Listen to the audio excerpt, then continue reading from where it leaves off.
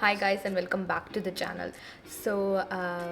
Today we're going to be talking about friendships, specifically female friendships. We often see women rivaled against each other and on screen and on books as if they could never be friends, and that's just not true. I have noticed it quite often, so I wanted to make this video to show great examples of female friendships which are just so wholesome and sweet and make my heart swell and are just generally the best things on earth.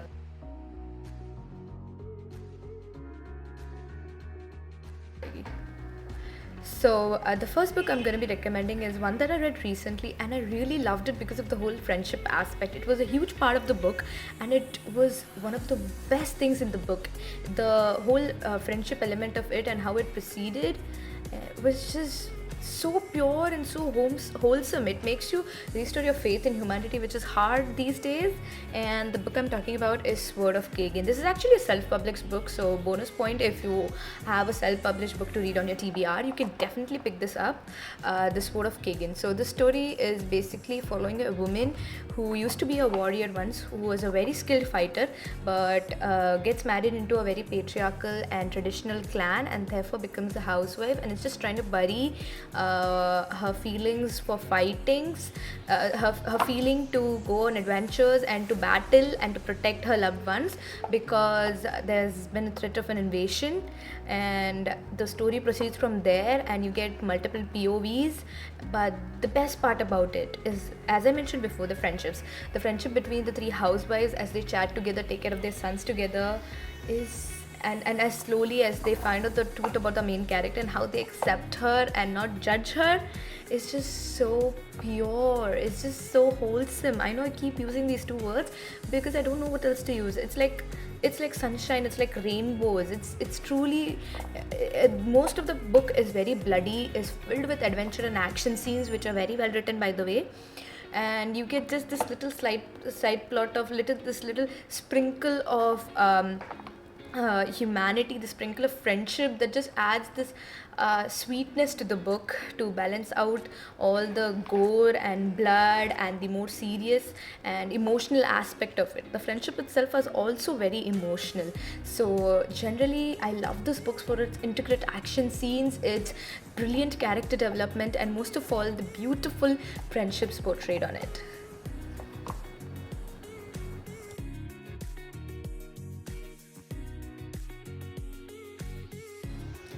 The next book I'm recommending is actually a Jane Austen classic, a really, really old classic, and that is Emma. So, thing is, the friendship in this is a little tricky because they go through a lot of turbulence. There's a lot of shifting allegiances, and there's a lot of bumps along the friendship of our main character and the side character Harriet, Emma and Harriet. Their friendship at first is just so innocent, so beautiful, and just the one that makes you laugh and that makes you smile unconsciously. The kind of wholesomeness that just makes you smile without you knowing it. That's the kind of friendship I'm talking about in Emma. It goes through a lot of rough patches. The and at the end, but at the end, it is kind of bittersweet, but yet still the reconciliation itself makes my little heart so happy because their friendship was just amazing. Emma is kind of conceited and a bit of a jerk, and Harriet is just complete innocence boiled down to a person. She's literally like this. If I had to describe her as a person, I describe her as a cinnamon roll. She's just full of innocence. She literally doesn't know anything. She just follows Emma around like a puppy, and it's the cutest thing ever in the book.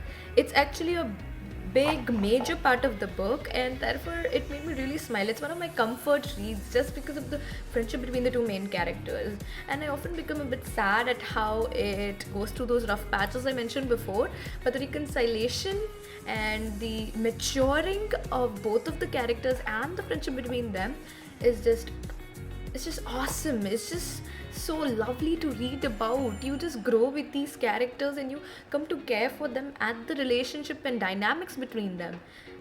Jane Austen just, and it's all written in such sophisticated language that it makes you feel fancy, even if you're reading it in your pajamas at 2 a.m. at night. It's just awesome, and I love Jane Austen, so I might be a bit biased, but if you are a big fan of female friendships, check out Emma.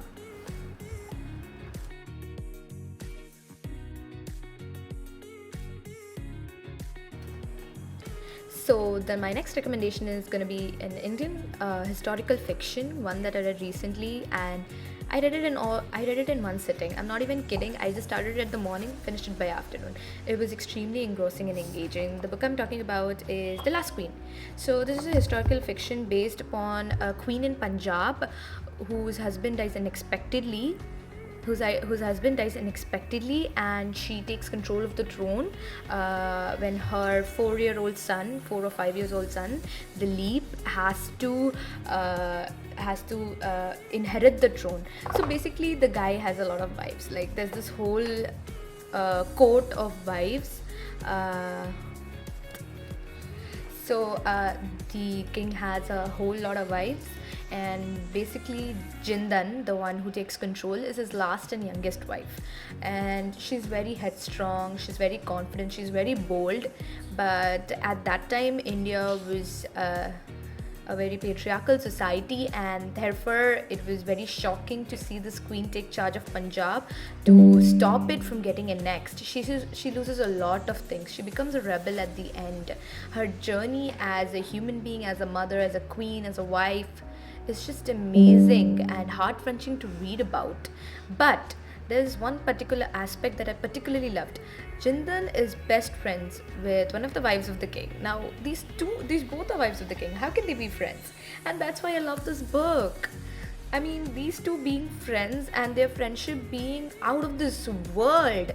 How much they support each other, how much of a sister-like relationship they have between them is just so good to see. It's just so amazing to see. Basically, the other queen's name is Goodan.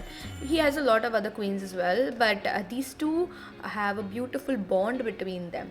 She's very kind. Goodan is very kind, and Jindan is very naive at first, and therefore Goodan takes her under a wing to teach her the codes of the Zanana. This is basically the code of the wives. And how they guide each other, how their friendship develops is a very beautiful way. But the way it ends is also very heart-wrenching. So if you can't handle tears, I recommend to not try this, because I don't want to give any spoilers, so let me just end it there. But overall, this book is really good as a historical fiction. It sheds light on a queen whose names we never see in history books. Even I didn't know she existed until I read this book, and her story is incredible. It's brave, it's inspiring, it's incredibly feminist too. We should get to hear about these stories more often. The way she just defied the whole court to save her homeland, the love she has for her country, and the lengths she went to protect it. And you never hear about her in any high school history book. It's incredibly unfair, and therefore I'd highly recommend you to check this book out if you're interested in historical fictions, and especially one that focuses on women of that era.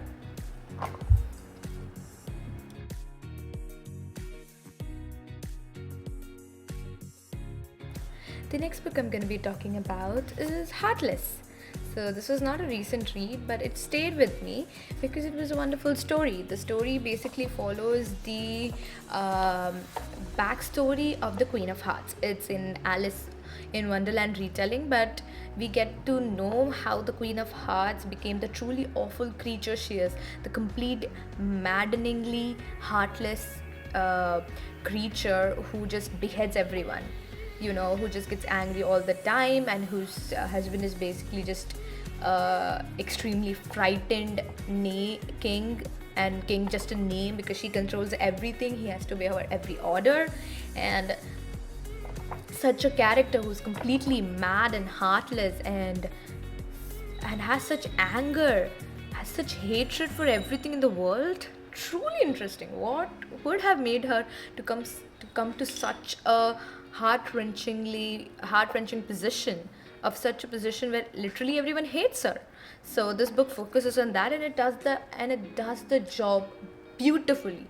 The story starts off with a naive and hopeful heroine, and ends up with a cold-blooded villain. and in between that you get to see a very unlikely friendship. The friendship is of contrast and is a very wholesome and pure relationship, just like I said. I mean, it just gets destroyed in the end because, come on, she becomes a villain, she can't have friends. But the in between part, I just savored it completely. The dynamic of the two characters who become friends, I'm not gonna say who because it might be a spoiler. It's just one of the best things I've read. I mean, I keep saying that about every book, but you gotta believe me, it was truly wholesome to see this naive girl with her naive friend being completely bubbly and hopeful, and then just get it destroyed and wrench my heart. But it's worth the ride, isn't it? It's a complete roller coaster, and the friendship part is just an element that adds more tragedy to the story. It makes it much more personal, much more heartbreaking to see this person who actually was a loving human being, someone with hopes and dreams and an actual kindness and empathy, just get turned into this incredibly angry, heartless person. So if you want to check such a story, if you're interested in this kind of story, do check out Heartless. And if not, just check it out for the friendships I told. So that was my recommendation. These 4 books truly had amazing female friendships, amazing depictions of dynamics between two friends and the development between them and how they progressed from there. It also had many heart-wrenching yet also heartwarming moments all in the same book. So they are, for me, a model of female friendships, of friendships in general actually. So if you want to read about wholesome cinnamon roll friendships, check out any of these books. They're all really great books apart from those friendships too, as I mentioned in my video. And that was the video. If you liked it, do give a like, share and subscribe, hit the notification bell so that you get updated whenever I post, and comment below your favorite reads when you're looking for a one with good friendships, and tell us what